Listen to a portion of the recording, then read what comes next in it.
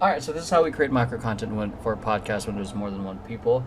Generally, when you're doing podcasts and then there's cut between two people, there's generally a focus on one person. But since what happens for this podcast, it cuts between these angles, these wide angles of more than one person. So if you're trying to use auto reframe, it might not work. So let's actually take a look. So this is generally what you would do. This is how we would do it.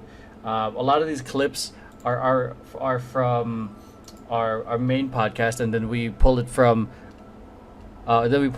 Descript, which is honestly makes it easier for us to pull clips and trying to make them raw from Premiere. So we had all our podcasts on Descript. Okay, so this might be like the lazy version of doing it, of creating a new project, but since a lot of this stuff is already imported, we have the exact clip and cut that we want. Okay, so sequence settings, I just change it manually. 1080, 1920, because it already has a frame rate and everything, 1920. Boom. That's what happens. Who's the one talking? Guy, right? So I've sent this video to Emeroy. So it sounds like it's one of our guys, Diego, talking right here. Probably several times. But the problem is, like, let's try auto reframing this thing. Video of him dancing with, I believe, Fanbiz at the mall somewhere, and they're wearing their crew neck sweaters. So that's the problem right there. So it's like it's not focusing on the person that we want. So this one is one of those cases where we do have to do things manually.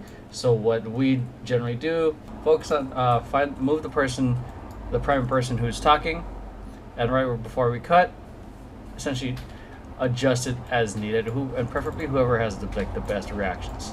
Okay, and then from there, bring in the subtitle track that was created by Descript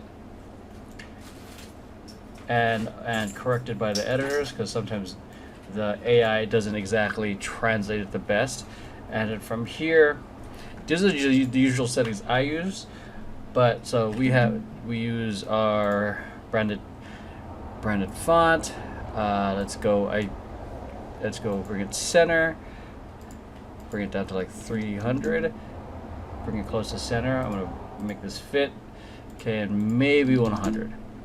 Okay, I'm gonna bring up this a little bit more. So there's a little bit more, a little bit more of an outline.